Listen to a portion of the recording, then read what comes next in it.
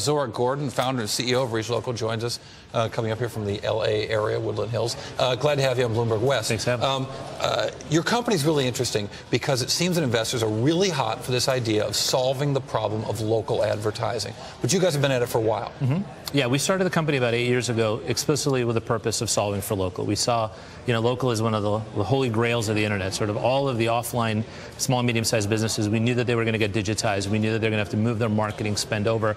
And we've built that solution over the last 8 years in a combination of people and technology. So we have a very large distributed global sales force of about 730 IMCs. Well, all right, so let's talk about that right there. I mean, to me, that one of the knocks on the Groupon living social business model is it's not really tech. It's like the Yellow Pages. You have to have hundreds and Groupon, thousands of salespeople out there banging on doors, making sales. You've got 730 salespeople out there banging on doors, making deals. Yeah, I mean, the one rule in ReachLocal sort of came up with a golden rule is that you're going to have to go out and get the SMBs. They're not going to self-service. Small and medium-sized businesses. Yeah, small and medium-sized business. One of the first things that we figured out, you have to go out and get these. They're not going to go on and self-service. And we have to recreate that global footprint that the Yellow Page guys have had, the newspaper guys have had. Historically, all the local offline media guys have built that. So if you're going to be in local, you're going to have a dedicated distribution solution. You've got to go and get these SMBs and bring their dollars to the internet. It's interesting when you look at the way the small to medium business advertising spend has completely been disrupted. It used to be classifieds and Yellow Pages. Mm-hmm. And Yellow Pages people aren't using as much. Sure. Classifieds have been destroyed by Craigslist. And so you have this sort of new kind of media out there. What's the hardest thing for small businesses when they want to get on, they want to take their Yellow Pages spend and put it somewhere? What do they do? So these guys are owner-operators. They've never historically had to do media buying. They literally cut a check. So the internet is too complicated for them. It's too much work. It doesn't make economical sense for them to do. So they turn to guys like ReachLocal who are out there who make it as easy to advertise online as it was offline with our IMCs and with our technology solution. IMCs? Internet marketing consultants, our salespeople. That's what we call them. I'm supposed to know IMCs, really? We've got a lot of acronyms in our company. Well, all right. So talk to me about how the model works. I've read 65%. You actually take the advertising spend. Mm-hmm. They write the check. You distribute it out. Sure.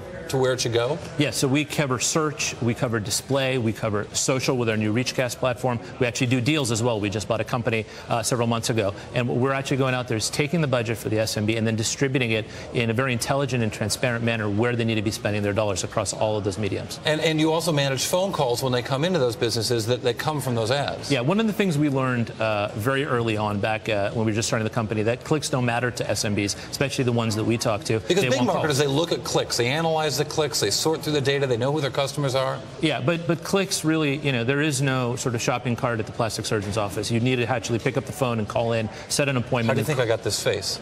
This is big plastic surgery money. Only an LA guy would say plastic surgery is the market. There's no shopping cart at the plumber's office. All right, there we go. So you basically need to track the phone calls. That's what really local service providers care about. If the phone rings, that's how they know that there's ROI. So it was really important for us to introduce that transparency into the equation. Otherwise, we wouldn't be sitting here where we are today. One of the things that struck me also doing some research for this today was I keep stumbling on these statistics about the difference between this tech age than the dot-com bubble of 10 years ago. And one of the numbers I came upon was 10 years ago, about 15% of the time Americans spend in their media consumption, TV, newspaper, magazines, radio, whatever was online. Now it's 50%. Sure. That changes things for small businesses. Oh, absolutely. Their customers are digital. They want to interact with them in a digital format, and they're not coming back to the analog offline ways. So they have to follow their customers or, in a sense, perish. And that's really kind of the conundrum that they're in today. Now, one of the knocks on your stock for a while in the business period was that Google could step right in here and go after this business. They've got the money and everything else. So when you guys struck that partnership, it seemed to help your stock for a little while.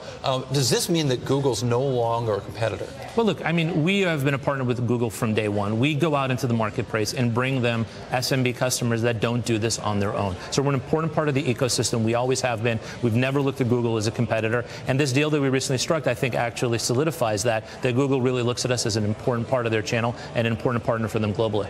Explain the deal to me a little bit. So it's really a partnership deal with financial incentives to our company to expand and increase our ability to go into markets faster. I mean, we're riding this balance between being a high revenue growth business and showing the street profitability. We were probably going to do one new country every year. With this deal and with Google's help, we're now going to be able to go into 8 countries over the next 3 years and deploy our sales force in additional markets that we wouldn't have been without this deal. So it's a really big deal for us. Talk to me about profitability and even free cash flow, because that has not been a place you guys have delivered really great yet, but it's an early business. Look, I mean, we are consciously investing in deploying our sales force. We're recreating the global footprint, distribution footprint, sales footprint that existed with the offline guys. And, there is really no sense today in the early innings of local to be maximizing the profitability of the business. Our inherent business model is extremely profitable. We throw off significant contribution margin, free cash flow today. We're projecting adjusted EBITDA for the year. We're really balancing maximizing our opportunity and at the same time starting to convert to profitability. I meant to translate the word EBITDA also. There you go with the acronyms, but operating profit. You think this year you're going to see an operating profit? Well, we are,